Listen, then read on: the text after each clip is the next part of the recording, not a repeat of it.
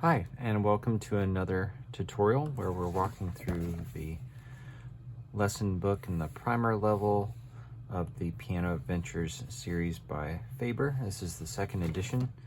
I'm going to play Middle C March for you now that you know how to read music on the grand staff. I say know how, we just learned about it. And we're going to handle one note, middle C, in this piece. Middle C in a full keyboard is the fourth C from the bottom of the piano. Otherwise, if you have a shorter keyboard, just find the note that might be specified on there as middle C. It should sound about like this. So if it sounds like this, that's too high, that's too low. Even if it's not exactly middle C on a shorter keyboard, it won't be the end of the world. So here we go. I'm going to play this and then I'll break it down. Middle C March.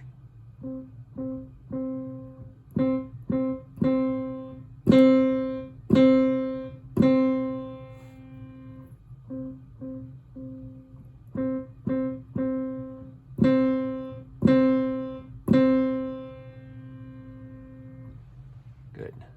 So the most important thing is that you're learning how to read and play and see middle C on your keyboard. I believe the reason that they wanted you to play middle C with different fingers in each measure, as specified by the finger numbers, is so you can get used to the idea that middle C is a note and it doesn't matter what finger you play it with. It doesn't matter what dynamic it is. It doesn't matter if it's quarter note or half note or whole note. That note that's written on the line in the grand staff, the ledger line underneath the treble clef or the ledger line, this extra line we call ledger line over the bass clef, is always this note on the keyboard unless specified otherwise in some special way. So it will always be middle C no matter what finger we play it with or anything. Again, it doesn't matter if it's a quarter note or a whole note, that doesn't change what note it is. And that is key to understanding the grand staff. So you're going to play middle C and no other notes throughout this piece. You start with your first finger and you play softly, second finger play a little louder, and then third finger with some longer notes. And then you switch your left hand, do the same thing. I encourage you to just focus on middle C, reading it and taking in what it looks like for the treble clef and for the right hand.